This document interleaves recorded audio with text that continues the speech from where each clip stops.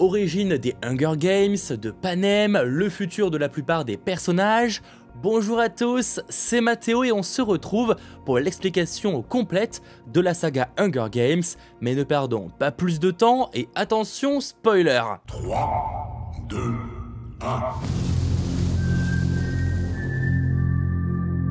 Vous l'ignorez peut-être, mais avant même les films et livres, l'univers de Hunger Games débute avec une série de catastrophes naturelles, comme des sécheresses, des incendies, la montée des eaux, etc., qui va provoquer une guerre mondiale et l'effondrement de la plupart des États. Panem est alors créé sur les restes d'une Amérique du Nord dévastée. Car non, l'histoire de Hunger Games ne se déroule pas sur une planète fictive, mais bel et bien sur Terre dans le futur. Bon, un futur inventé, évidemment, et même si les détails sur sa création restent volontairement très rares, on sait que Panem a été créé et divisé en 14 parties, 13 districts et avec à leur tête le Capitole, soit la capitale de Panem, située dans une région anciennement appelée les Montagnes Rocheuses. Les 13 districts se doivent d'envoyer des ressources pour faire prospérer le Capitole, mais un jour, refusant ces conditions, ils se sont rebellés, ce qui a conduit à la fameuse guerre civile, appelée les Jours Obscurs. La scène d'introduction du dernier Hunger Games nous donne d'ailleurs un aperçu de cette période, une période froide où tout a été dévasté, où tout le monde ou presque mourait de faim, je dis bien ou presque parce qu'on voit que les élites du Capitole en vrai ça va. Le jeune Snow a grandi pendant cette guerre, sa mère est morte en accouchant d'une fille qui périt avec elle pendant cette période, tout comme son père quelques années après, Crassus Snow, tué par un rebelle dans la forêt. Il a donc comme beaucoup été vraiment marqué. Au final, et sous le commandement du président Ravensteel, dont d'ailleurs le fils meurt dans le préquel, le Capitole a remporté la guerre, le 13e district, accusé d'être les investigateurs du conflit, a officiellement été détruit pendant la bataille, même si bon, on verra bien plus tard que ce n'est pas réellement le cas.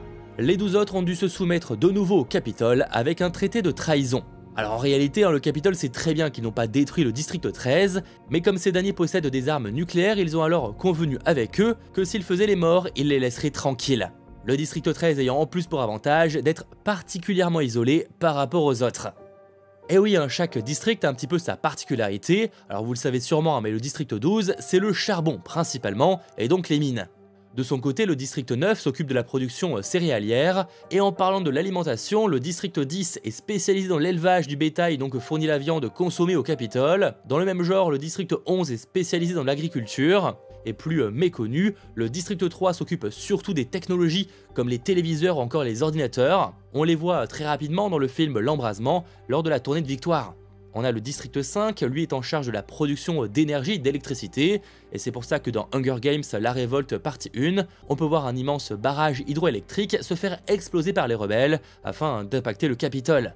Et beaucoup moins mis en avant, on a aussi le district 6 spécialisé dans les transports et qu'on s'est lourdement bombardé lors de la seconde rébellion. Le district 7 connu pour ses bûcherons et charpentiers, et c'est pour ça qu'ils sont tant à l'aise avec le maniement des haches.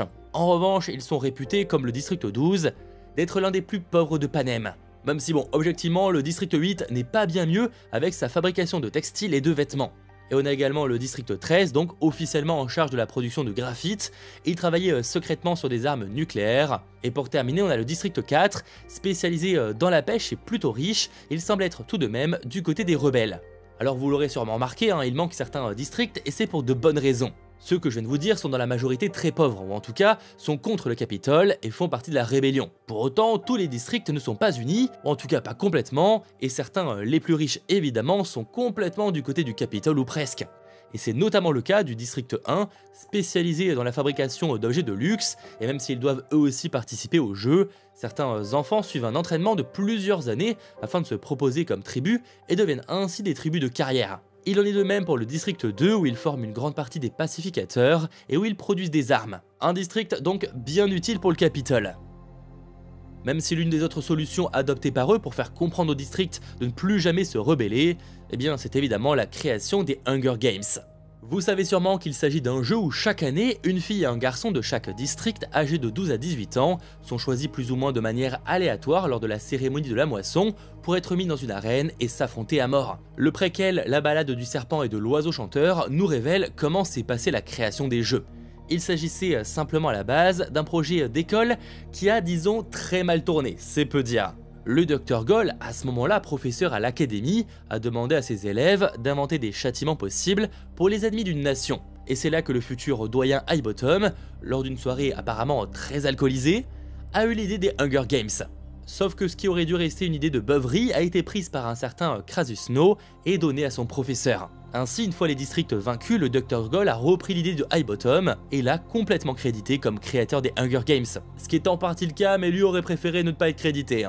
Il aura donc toujours regretté son idée, au point de sombrer dans la morphine. Il sera la première personne tuée par poison par Snow, le début d'une très longue liste. Même si en réalité au début les Hunger Games ne sont pas un énorme succès, ou en tout cas le public s'est relativement très vite lassé. Comme le dit l'auteur des romans, après la guerre, le Capitole n'a pas vraiment eu le temps, ni les ressources, et souhaite surtout organiser les jeux au plus vite, et donc pas de prise de tête, ils se sont contentés de jeter des enfants et des armes dans une arène, et d'allumer les caméras. Et en vrai, encore une édition comme ça, et les jeux auraient été arrêtés. Mais c'est là qu'arrive le jeune Snow, plein d'ambition et surtout d'idées, et ainsi les 10e Hunger Games vont tout changer, avec notamment l'introduction du concept des mentors, puis après le changement d'arène, et pour que les gens continuent de regarder, ils doivent s'attacher et soutenir des tribus, les Hunger Games doivent devenir un véritable spectacle. Snow a donc eu un rôle crucial dans cette évolution, il est sûrement le responsable d'une grande partie des idées. Aux côtés du Dr. Goll, il est devenu ce que sa cousine redoutait, un homme froid et cruel comme son père. D'ailleurs, la cousine de Snow, on la retrouve des années plus tard. Souvenez-vous, quand Katniss et notre groupe tentent de rejoindre le Capitole pendant la seconde rébellion, eh bien il se réfugie chez une certaine Tigris, c'est sa cousine vue dans le préquel. Même si tout n'est pas extrêmement clair, elle semble avoir été beaucoup jugée comme trop modifiée physiquement par le président Snow, ce qui justifierait qu'elle ait été écartée des Hunger Games. C'est pourquoi elle apporte tout son soutien aux rebelles pour aller tuer Snow. D'ailleurs, on ne sait pas vraiment comment ce dernier est devenu président, me semble pas qu'on sache exactement comment les présidents sont élus dans cet univers, ni même s'ils sont réellement élus d'ailleurs. Ce qui est au moins certain, c'est que les districts eux ne votent pas, et que le livre fait référence au fait que Snow a empoisonné ses rivales pour arriver à sa place. Alors en soi pas très étonnant, pareil, on ne sait pas vraiment combien de temps il a été à la tête du Capitole, mais c'est au moins 25 ans, vu qu'il était déjà président lors des 50e Hunger Games. Alors évidemment, on peut se poser la question de l'avenir de nombreux personnages, notamment Lucy Greybird. En effet, dans le préquel, elle comprend que Snow lui a menti et qu'il est le responsable de la mort de son meilleur ami, et décide donc de prendre la fuite. Tout comme Snow, elle a vu toute sa famille tuée lors de la première rébellion, mais peut compter sur son groupe les Covey, des artistes ambulants obligés maintenant de rester dans le district 12. Anecdote, Francis Lawrence, le réalisateur de la saga, en dehors du premier film, a révélé en interview chez Seriously qu'il pensait que Katniss n'a pas de lien de famille direct avec Lucy Gray, mais qu'elle descend tout comme elle d'un membre des Covey. Alors en soi ça change pas grand chose, mais je trouvais l'anecdote plutôt cool. On pourrait d'ailleurs se demander, au vu de son importance, pourquoi le personnage n'a jamais été évoqué dans la saga principale. Eh bien l'auteur des romans, Suzanne Collins, a expliqué en interview que le district 12 sait qu'ils ont eu un 4e vainqueur, mais n'en savent pas vraiment beaucoup plus. Et la raison elle est bien simple, c'est que le Dr. Goll a effacé presque tous les enregistrements des 10e Hunger Games, et avec le temps, son nom s'est perdu. Mais Lucy Greybird vit toujours à travers sa musique, qui des décennies après, est encore chantée par le district. On comprend mieux aussi pourquoi Snow a tant de haine envers Katniss, ce n'est pas uniquement pour son côté rebelle, même si ça joue beaucoup, mais c'est aussi pour la personne que ça lui rappelle, dans sa gestuelle, ses chants, etc. On ne sait pas en revanche ce qui est arrivé au personnage, si elle a pris la fuite, si elle a été tuée par Snow, cela restera malheureusement un mystère des Hunger Games. Le film et le roman se concentrent surtout sur l'évolution de Snow, capable de tuer son meilleur ami pour atteindre ses objectifs. Il faut d'ailleurs savoir qu'au Capitole, la majorité des personnes riches l'ont hérité de famille. Ils sont en réalité très peu à être devenus riches grâce au travail, et c'est pourquoi le cas de la famille de Sejanus Plint est assez particulier. Originaires du district 2, ils ont profité de la première rébellion pour se faire beaucoup d'argent avec la fabrication d'armes et de machines et de munitions. Étant du côté du président Ravensteel et donc du Capitole, ils ont gagné une belle place dans l'élite. Pour en revenir aux Hunger Games, vous imaginez bien qu'en 75 ans de cérémonie, il s'en est passé des choses. Pour vous en citer quelques-uns, rappelez-vous Mags, vous savez, la vieille dame que protège Finnick dans le 2e volet, eh bien elle a remporté les 11e Hunger Games l'année qui suivra le préquel. Autre anecdote, on a Haymitch, on sait qu'il a été le vainqueur de Hunger Games, mais le film ne l'évoque que très peu. Il faut savoir qu'il a en fait remporté la 50e édition, c'est-à-dire la seconde expiation. Ayant lieu tous les 25 ans, chaque expiation a sa règle unique. Pour la première, les districts devaient eux-mêmes élire leur tribu. Autant vous dire que ça a été une vraie galère, même si les livres l'évoquent pas vraiment. Et pour la seconde, où a participé Haymitch, ce n'était pas 2 tribus qui étaient choisies, mais 4 par district, 2 hommes et 2 femmes. Haymitch l'a remporté en utilisant le champ de force au bord de la map, ce qui d'ailleurs après sa victoire aura vraiment rendu furieux le président Snow. Et c'est l'une des nombreuses raisons qui expliquent que sa famille mais aussi sa petite amie de l'époque ait été tuée par le président Snow. Et concernant la 3e expiation, celle que l'on peut voir dans le film, la règle était de rechercher les candidats uniquement parmi les précédents gagnants. On peut aussi parler des 65e Hunger Games, donc remportés par Finnick, et bien sachez que son trident était à l'origine un cadeau reçu par les sponsors, et qu'à l'époque il n'avait que 14 ans. Pour les 70e Hunger Games, c'est sa future femme Annie qui va remporter les jeux, mais plus intéressant, c'est cette année que le père de Katniss est tué lors d'une explosion dans la mine, et c'est que très peu de temps après que l'on voit entre guillemets la première scène de rencontre, si je puis dire, entre Peeta et Katniss. Vous savez, quand Peeta lui jette un morceau de pain, à l'origine destiné au porc. Dernière anecdote, les 73e Hunger Games furent un échec total, mais pas spécialement pour les raisons que vous pouvez imaginer. C'est juste que la reine était dans un climat glacial sans forêt et que donc beaucoup de participants sont juste morts de froid. Autant dire que c'était pas bien passionnant à regarder pour le public.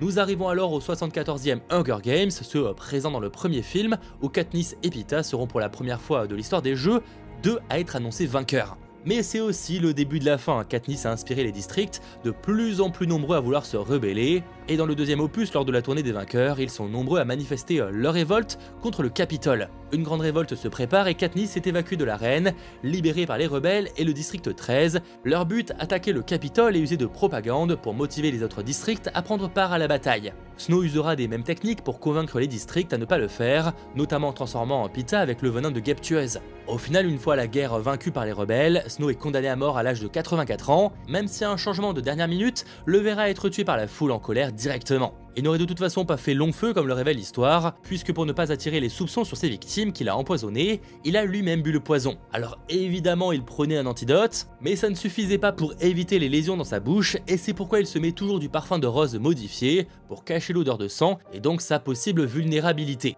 Et alors que Alma Coin, présidente du district 13, comptait prendre le contrôle de Panem et donc possiblement d'organiser de nouveaux Hunger Games avec les enfants du Capitole, Katniss comprend qu'elle est responsable du bombardement qui a tué sa sœur, en tout cas en partie, et qu'au final, elle ne vaut pas spécialement mieux que Snow, ne souhaitant pas vraiment organiser d'élections, elle la tue donc en public.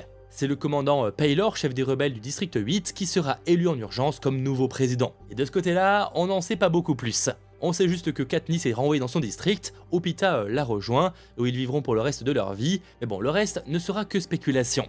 Nous verrons dans quelques années, ces de nouvelles histoires dans l'univers de Hunger Games seront révélées, mais en tout cas le réalisateur tient à que les films se basent toujours sur des livres écrits par l'auteur. J'imagine donc que tout dépendra le succès de ce tout nouveau film, qui pourrait pousser ou non l'auteur et les studios à envisager de nouvelles choses. Parce que clairement en termes de potentiel et d'histoire à raconter, que ce soit des préquels ou des suites, même si je suis un peu moins chaud pour une suite, les possibilités ne manquent pas. Et si cette vidéo vous a plu, n'hésitez pas à me le dire en commentaire et à lâcher un petit pouce vers le haut, mais aussi à vous abonner à la chaîne pour toujours plus d'actu, d'anecdotes et de vidéos.